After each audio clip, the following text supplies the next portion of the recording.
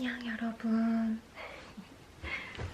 저는 지금 아직 씻어야 되는데 도로시가 왔어요.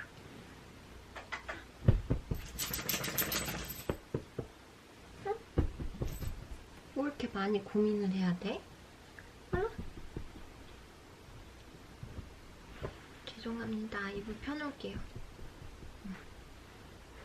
아이고 까다로우셔요. 아이 예뻐. 오빠 한번 해주세요. 알겠어. 안녕 여러분. 지금 아주 불편한 자세예요. 저는 붙어 자는 걸 되게 좋아하는데 도로시는 제가 조금 불편하게 하면 저기 뒤에 있는 본인 바구니에 가서 자거든요. 사랑을 제가 구걸하는 것 같아요. 너무 많이 줬나 봐 내가. 얘가 지금 복에 겨워서 옛날엔 생각도 안 나요. 생각 안 났으면 좋겠어요. 안 나는 것 같아요. 다행히도. 뭐냐면 오늘 인스타그램 같은 이런 소셜미디어를 하다 보면은 저는 반려견 인스타를 완전히 운영을 하기 때문에 강아지 관련된 것밖에 사실 잘 안 봐요. 물론 다른 것도 보기는 하지만 집중적으로 저한테 약 먹을 시간이다. 자세가 상당히 불편하네요. 어떻게 해야지 편하지? 아니 제가 손목도 안 좋거든요. 옛날에 미국에서 어렸을 때 넘어지는데 정말 바보같이 제가 운동신경이 제로예요. 그래서 뒤로 넘어지면서 손을 이렇게 꺾은 거예요. 여기가 양쪽이 다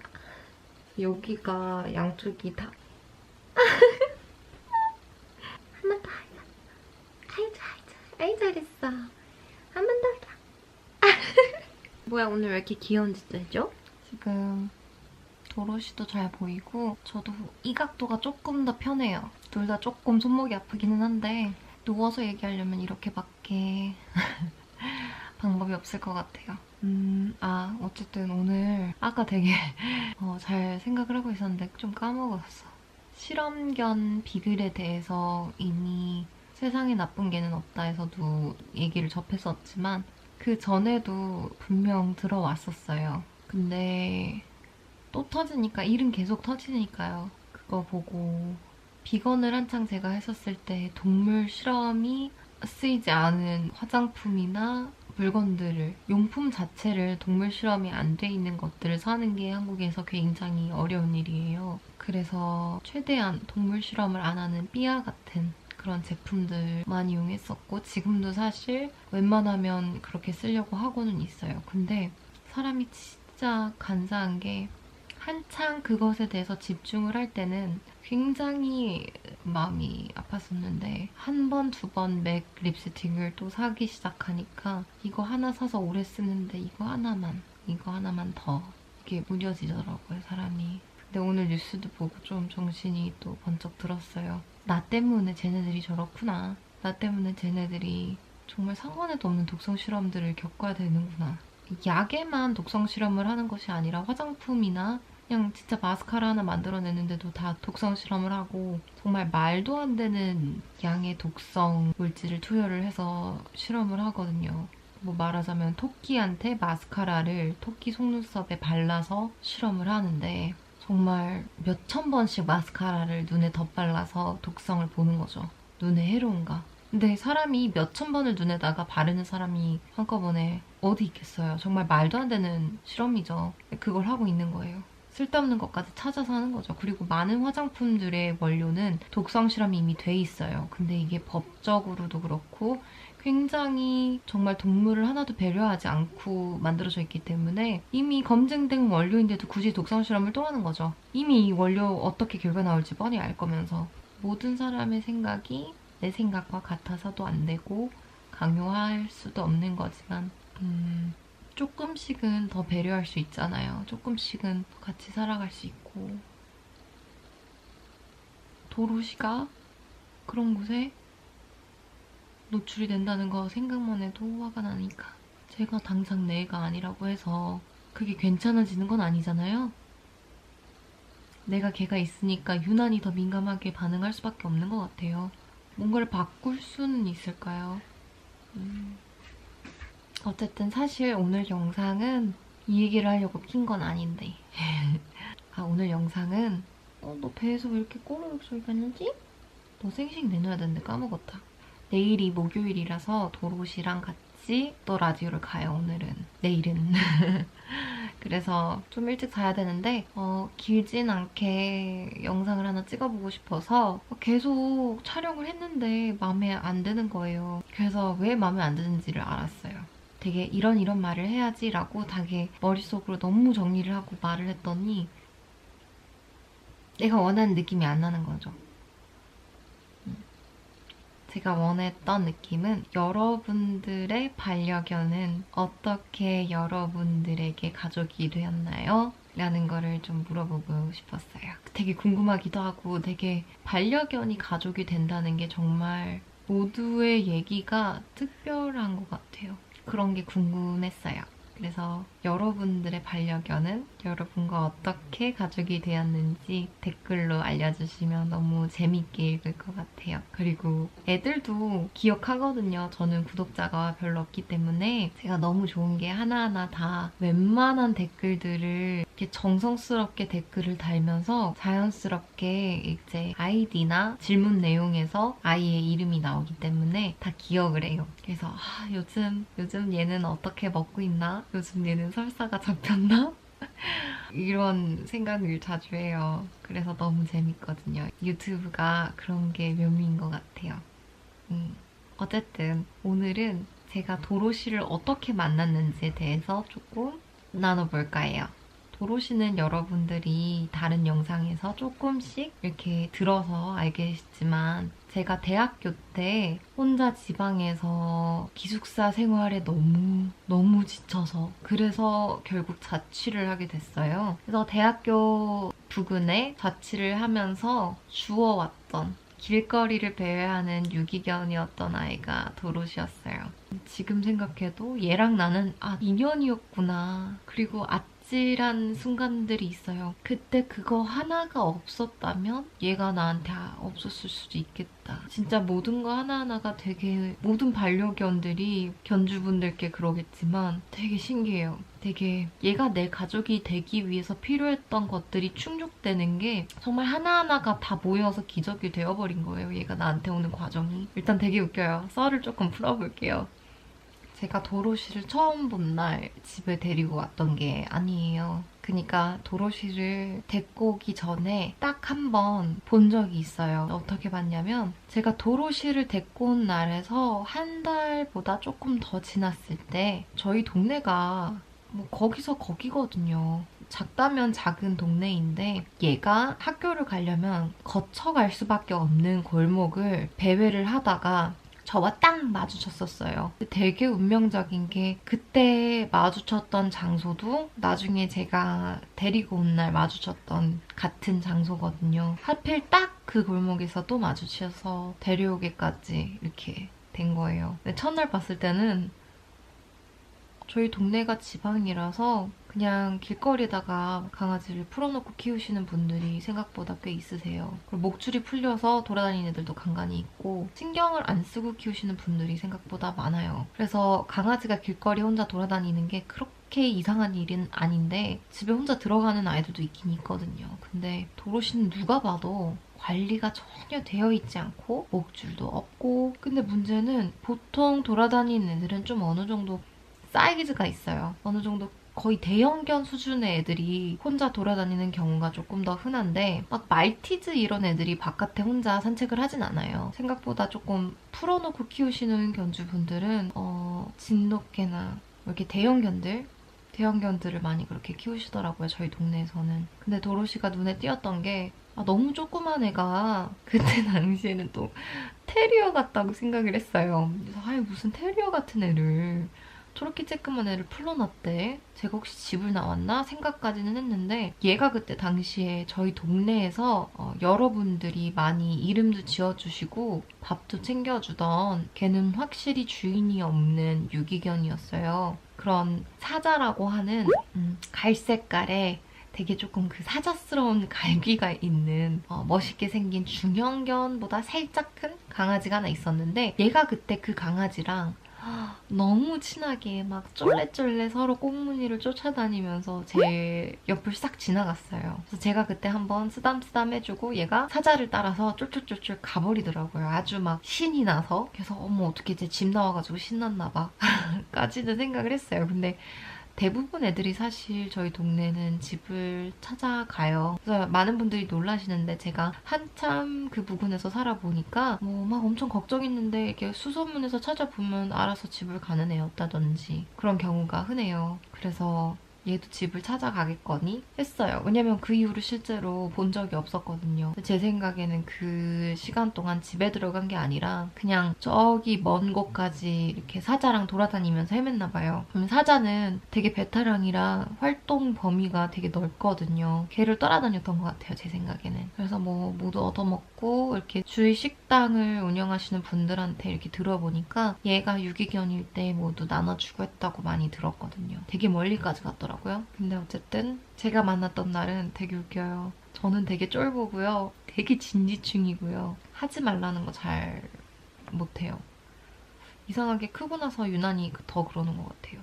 대학교 가고 나서. 그래서 또 대학 가고 빌라촌이다 보니까 무서워요. 그리고 실제로 스토킹 비슷한 일도 있었던 적도 있고 뭐 그냥 무서워할 만한 상황들이 있었어요. 그래서 저는 저녁 늦게 제가 생각하는 저녁 늦게가 진짜 일찍이란 말이에요. 한 8시 이후로는 편의점에도 잘 안 가요. 막 라면이 컵라면이 너무 땡기면 같은 빌라에 사는 친구들이 많았거든요. 그래서 친구네 집에 쳐들어가서 야 라면 하나 내놔.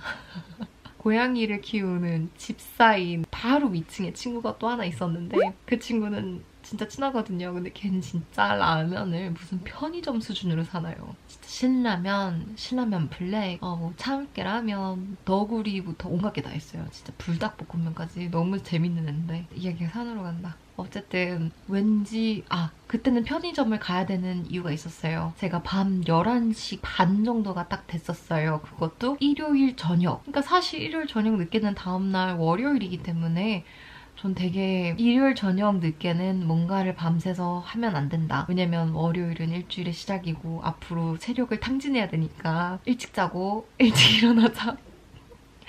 어쨌든 그런 생각을 갖고 있는 사람인데 그날은 잠 자기 전에 그냥 드라마를 하나를 틀어놓고 보다가 잠을 자자 하고 드라마를 딱 켰는데 아니 1화부터 첫 씬에 주인공들이 샌드위치를 너무 맛있게 먹는 거예요. 근데 그 샌드위치가 막 빨려 들어갈 것 같은 거예요. 저녁에 보니까. 그래서 도저히 못 참겠다 이렇게 하다가는 잠을 못 잘 것 같은 거예요. 그래서 그냥 됐다. 편의점에 후딱 뛰어가서 샌드위치를 하나 먹고 잠을 자자. 그래서 못 참고 편의점을 가려고 나온 거예요. 저희 집에서 편의점이 되게 가까워요. 그때 당시에도 가까운 편의점이 아직 안 지어졌을 때라 그나마 먼 편의점도 걸어서 4분 거리에 있거든요. 천천히 걸어서 4분이에요. 근데 딱 그 저희 집과 편의점 중간 지점에 카페가 하나 있어요. 그 카페 앞이 제가 얘를 처음 봤던 곳이거든요. 근데 그날은 편의점을 가기 위해서 어쩔 수 없이 당연히 그 길을 또 지나가다가 중간 지점에 얘를 카페 앞에서 또 만난 거죠. 그때만 해도 조금 마음이 철컹했어요. 왜냐면 아직까지 얘가 돌아다녔다가 확실해진 거예요. 그 전까지는 집에 들어가서 없어진 줄 알고 그렇게 생각을 했는데 제가 한 달 전에 봤을 때보다 털이 그때도 관리 안 돼 보였었는데 지금은 거의 누더기견 수준이었어요. 미안. 상관없대. 어쨌든 얘가 정말 처참한 몰골로 다시 나타난 거예요, 제 앞에. 근데 문제는 사자가 없는 거예요, 곁에 더 이상. 그러니까 어느 정도 지나고 나니까 시간이 먹을 거에 대한 경쟁도 생겼을 거고 뭐 발전기의 영향도 있을 거고 해서 둘이서 이제 더 이상 붙어 다니지 않게 됐더라고요. 도로시는 암컷이고 사자는 수컷이었거든요. 그때 당시에는 도로시를 데리고 올 생각이 정말 하나도 없었어요. 왜냐면 저는 본가에서 오랫동안 반려견을 키웠기 때문에 강아지는 그냥 키우고 싶다 해서 키울 수 있는 게 그런 생명이 아니라는 걸 너무 잘 알아요. 돈도 많이 든다는 것도 알고 병원에 가야 할 일이 많을 거라는 것도 예상할 수 있어요.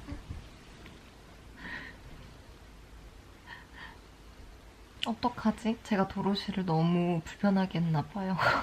갔어요. 도로시가 없으면 얘기가 재미가 없는데 이렇게 얘기를 해야 될 것 같아요. 손목이 너무 아파. 어쨌든 그래서 도로시를 두 번째 만났을 때는 1차적으로 충격을 먹었던 거는 얘가 한 달 넘게 혼자 배회를 했다는 거. 그리고 두 번째는 이제 옛날엔 사자가 있었기 때문에 그래도 뭔가 든든했어요. 사실 사자는 단골 집들이 있어요. 그래서 단골 음식점들에서 밥을 얻어먹거든요. 진짜 족발집 사장님이 족발을 진짜 이만한 걸 살이 통통하게 너무 막 노릇노릇한 채로 막 주고 그러시거든요. 그래서 솔직히 좀 도로시가 사자랑 있었다면 같이 얻어먹을 걸 알기 때문에 좀 마음이라도 더 놓였을 수도 있는데 얘가 혼자 다니고 그리고 그냥 한 달 사이에 너무 생긴 게 달랐어요. 너무 더러워졌고 아마 1년 정도 가까이 그때 나이가 되었었는데 한 번도 털을 그루밍을 안 해줬던 상태인 것 같아요. 그 전 견주가. 견주라고 부르기도 싫다. 어쨌든 그래서 털은 전부 다 엉켜서 또 바깥에서 아무거나 뭐 먹고 다녀서 아무래도 설사를 했던 것 같아요. 왜냐면 저한테 와서도 3달 넘게 설사로 고생을 했거든요. 회충이 많아서 장이 진짜 안 좋았어요. 그래서 그랬는지 설사를 해서 그랬는지 제 추측인데 엉킨 털에 전부 다 똥이 묻어있는 거예요. 똥 범벅인 상태였어요. 그게 또 11월 말 한참 겨울이었어요. 그때 당시에 유난히 추웠던 해였거든요. 그래서 그 똥들이 또 다 말라서 사람들이 딱 봤을 때 누더기경 같았어요. 그리고 나중에 들은 얘기인데 도로시를 2번이나 마주친 그 장소가 카페 앞이라고 했잖아요. 그 카페 사장님이 언니랑 진짜 친해졌는데 알고 봤더니 언니가 사자랑 도로시를 되게 많이 챙겨줬더라고요. 근데 언니 어머니께서 도로시를 이렇게 밥을 챙겨주시면서 이렇게 애칭 아닌 애칭으로 일단 부를 게 필요하잖아요, 이름이. 그래서 똑대기라고 이렇게 임시로 부르셨었대요. 도로시가 그때는 회색이다 못해 그냥 막 검정색이었으니까 거기다가 막 우물도 잔뜩 묻어있으니까 뽁대기라고 부르대요. 뽁대기였던 시절이 있는 도로시입니다. 어쨌든 저한테 이렇게 도로시의 첫 만남은 그렇게 강렬했어요. 그래서 도로시가 저를 집에까지 너무 심하게 쫓아오고 제가 안 만져주니까 소리를 진짜 크게 냈어요. 막 낑낑대는 수준이 아니라 거의 하울링 하다시피 했거든요, 저한테. 저를 집까지 쫓아왔어요. 얘가 막 필사적으로 저만 쫓아오는 거예요. 누가 보면은 진짜 제가 키우다가 바깥에 버린 것처럼 저를 쫓아왔어요. 그 이야기는 어쨌든 좀 더 긴데 어쨌든 그렇게 인연은 시작이 되었어요. 제가 집으로 데리고 왔다가 어쩌다 보니까 임시 보호를 했다가 뭐 결국은 제가 입양을 했죠. 근데 그 입양하는 과정조차도 별로 되게 이야기가 있어요. 근데 그걸 떠나서 더 충격적인 건 입양 과정이 아니에요. 도로시를 데리고 온 지 딱 한 달쯤이 됐어요. 그래서 12월 중순이 되었는데 얘가 한 달 동안 거의 제가 제한급식이 아니라 거의 자율급식 수준으로 밥을 계속 퍼줬어요. 먹을 때까지 먹어라. 그런 식으로 밥을 줬더니 한 달이 조금 안 됐는데 배가 올챙이 배처럼 갑자기 확 나오는 거예요. 그 전까지는 진짜로 하나도 배가 안 나왔었어요. 근데 이게 또 되게 웃긴 게 제가 처음에 데리고 왔을 때부터 미용을 시키고 그리고 동물병원에서 기초 검사를 했었어요. 근데 그때 갔던 동물병원의 수의사님이 얘가 여아기는 하지만 1살보다 훨씬 미만으로 추측을 하셨어요. 그래서 한 끽해봤자 8개월 정도로 추측을 하셨었는데 그래서 그런지 몰라도 도로시가 임신일 가능성은 진짜 없다고 하셨거든요. 생리도 시작 안 했을 거라고 하셨어요. 제가 뭘 알아요. 저는 그때 수의사님 말만 믿었죠. 저는 반려견 임신과 출산에 대해 아는 게 하나도 없었어요. 저희 집 강아지들은 항상 중성화가 돼 있었으니까. 근데 배가 나오고 나서 다시 그 수의사님을 찾아갔더니 굳이 상상 임신일 수도 있으니까 그냥 지켜보라는 거예요. 제가 보기에는 배가 불러온 수준이 만약에 진짜 임신이라면 당장은 알아둬야 될 수준이었는데 그냥 제 판단으로 초음파 찍어주세요 해서 초음파를 찍었어요. 그랬더니 저도 속으로 그걸 하면서도 에이 설마라고 생각을 했거든요. 어쨌든 초음파는 수의사님이 저희를 따로 안 부르시고 도로시만 데리고 간호사분이랑 진료실 쪽으로 들어가시더라고요. 근데 한 얼마 안 있어서 보호자님 이러는 거예요. 보호자님 들어오세요 이러는 거예요. 그래서 뭔가 불길했어요. 뭔가 설마 했는데 저보고 어떤 버튼을 누르래요. 그래서 그 버튼을 눌렀더니 초음파 결과 사진이 이렇게 찍혀서 찍하고 나오더라고요. 그 사진이 이 사진이에요. 보시면은 초음파상으로는 몇 마리가 있는지는 정확하게 보이지가 않는다고 해요. 이쪽에 이렇게 보이는 게 척추라고 말씀을 해주셨는데 대충 척추가 3개 정도 보인다고 그때 수의사님이 말씀을 하셨어요. 그리고 그때 수의사님이 제가 엑스레이도 찍고 싶다, 확실하게 몇 마리인지 알고 싶다 했을 때 이 정도 사이즈의 강아지는 무조건 자연분만이 가능하고 그리고 크기가 또 크지는 않아서 3마리 이상은 절대 없을 거라고 하셨어요. 또 그래서 또 바보같이 또 믿었죠. 3마리 이상은 아니래 이렇게 엄마한테 말을 했어요. 근데 이제 출산일이 가까워지고 출산 증상들을 제가 찾아보고 뭐 준비물부터 다 진짜 필요한 게 많더라고요. 이제 자연분만을 반려견이 집에서 하게 되면은 탯줄을 자르는 것부터 제가 해야 되고 탯줄을 자르는 가위, 묶는 실 전부 다 소독해야 돼요. 서서히 출산이 임박한 일주일 정도부터 증상이 보였었기 때문에 오늘인지 내일이 될지 모르니까 매일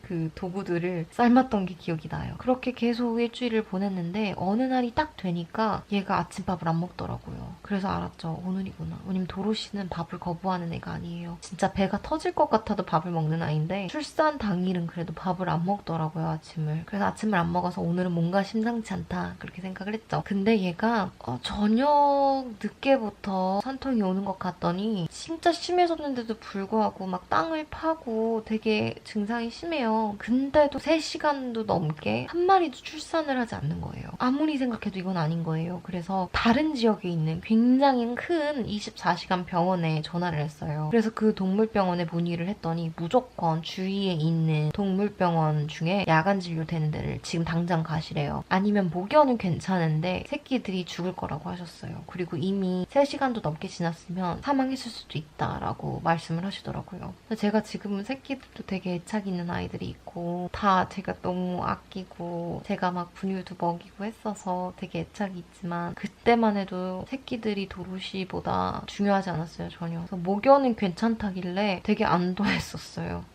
도로시가 제일 중요했거든요, 저한테는. 근데 어쨌든 병원은 가야 하는 거니까. 난산이라서 새끼가 죽었다고 해도 제왕절개를 해야 되는 거는 같아요. 그래서 야간 진료로 새벽에 한 40분 거리에 있는 야간 진료 가능한 동물병원을 갔어요. 근데 가면서도 계속 걱정이 되는 거예요. 저는 그때 당시에 번역을 한창 열일을 하고 있었어서 너무 겁나는 수준은 아니었는데 그래도 돈이 그렇게 막 여유 있는 건 아니었어요. 저도 아끼고 모아서 그 돈이 있었던 거고 또 새끼들도 낳고 도로시도 병원을 다녀야 되면은 진짜 뭐 몇백 가지도 쉽게 깨지잖아요. 진짜 큰일인데 내가 할 수 있는 최선은 내가 하겠다고 그런 굳은 의지를 갖고 병원에 도착해서 저는 누구한테 부탁하는 걸 되게 안 좋아해요. 제가 할 수 있는 것들을 하고 추가적으로 부탁은 안 하는 편이에요, 항상. 근데 진짜 얼굴에 철판을 깔고 그때 수의사님께 이렇게 제가 학생인데 얘를 유기견을 데리고 온 거거든요.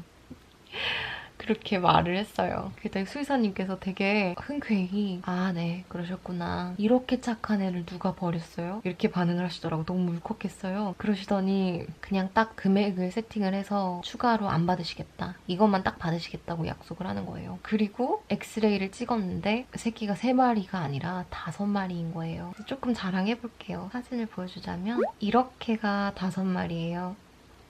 보면은 점박이 2마리, 껌정이 2마리, 그리고 1마리가 갈색이에요. 그리고 이 갈색이는 사자랑 똑같이 생겼어요. 제가 커서 있는 사진도 보여드릴 텐데 사자랑 똑같아요. 이건 무조건 사자 새끼예요. 사자 자식이에요. 어쨌든 새끼들에 대해서도 얘기를 조금 더 하고 싶지만 출산에 대해서 마무리를 짓자면 그 수의사님께서 제왕절개를 하고 2마리씩 이렇게 데리고 나오시더라고요. 그러면은 저는 이제 거즈 같은 거를 핀셋으로 잡고 배를 계속 톡톡톡톡 쳐서 깨워줘야 돼요. 왜냐면 목연을 마취를 하고 제왕절개를 했기 때문에 마취 성분이 아이들한테도 영향을 미치거든요. 그래서 강아지들도 숨을 쉬려면 마취해서 깨야 돼요. 아이가 낑낑대는 소리를 내게끔 유도를 시켜주는 거예요. 사람 애기랑 똑같다고 생각하면 되겠죠. 근데 얘네가 소리를 내기 시작할 때부터 너무 이상한 거예요. 그리고 생각보다 소리가 되게 시끄러워서 놀랐어요. 진짜 시끄러워요. 이게 찍찍대는 그런 새소리 같은 같은 걸 내는데 소리가 진짜 크더라고요. 그래서 또 그때부터 또 걱정인 거예요. 아, 원룸인데 또 제 집이 그때 복도 바로 옆에, 그래서 모든 사람은 제 집을 거쳐서 위층으로 올라갈 수밖에 없게 돼 있기 때문에 얘가 너무 짹짹대는 소리가 많이 나면 민원이 들어오면 어떡하지? 라는 생각을 되게 고민을 그때도 막 하면서 일어나 소리내 이러고 또 있는 거예요. 그래서요. 그래서 이런 아이들이 나왔죠. 저는 이 중에서는 점박이 애들이랑 가장 오래 봤고 입양 후에도 되게 꾸준히 만났었어요. 특히 이 녀석은 제가 되게 애착이 갔던 아이인데 도로시랑 보면 꽤 친하죠. 그만큼 같이 오래 있었어요. 네, 제가 오래 돌봐주기도 했거든요. 그래서 얘랑은 도로시가 오랫동안 꽤 봤고, 점박이가 2마리였잖아요. 새끼 때는 똑같이 생겼었는데 지금은 아예 다르게 생겼어요. 껌정이들은 대형견으로 자랐어요. 사진은 없거든요. 그리고 갈색이는 딱 도로시 정도의 사이즈인 것 같더라고요. 제가 막 분유도 먹이고 해서 키우는 아이들인데 도로시가 또 엎친 데 덮친 격으로 모유도 안 나오는 그런 타입이더라고요. 그래서 막 온도 재가면서 분유도 타주고 먹이고 그런 게 다 추억으로 남는 것 같아요. 다시 하라 그러면 더 잘할 수 있을 것 같은데 그때는 진짜 다행이었던 게 제가 말씀드렸던 것처럼 도로시를 11월 말에 내려와서 딱 한 달쯤 됐을 때 만삭이인 걸 알아차렸고 출산도 그 언저리 했기 때문에 12월 말, 그러니까 제가 딱 학기가 끝나자마자 새끼를 낳은 거예요. 아니었으면 학기 중이었다면 제가 당연히 새끼들을 분유까지 먹이고 할 시간이 없었겠죠. 근데 도로시가 이렇게나 타이밍이 귀재인 거예요. 딱 그때 날 게 뭐예요? 아예 누워버렸다. 어쨌든 그게 저의 도로시와의 너무 강렬한 추억 2개예요. 사람이 점점 졸려가는 것 같죠? 네. 여러분 건방지게 누워서 촬영해서 죄송해요. 여러분의 반려견은 어떤 만남으로 가족이 되었나요? 너무 궁금하니까 댓글로 달아주세요. 그러면 모두 봄 산책 많이 즐기시고 댕댕이와 꽃길만 걸으시길 바래요. 비록 도로시는 저를 떠났지만 지금 까다로운 녀석이에요. 제가 씻고 안고 데리고 오면은 또 못 이기는 척 되게 잘 자요. 어쨌든 오늘 영상도 시청해주셔서 감사하고 안녕. 뿅!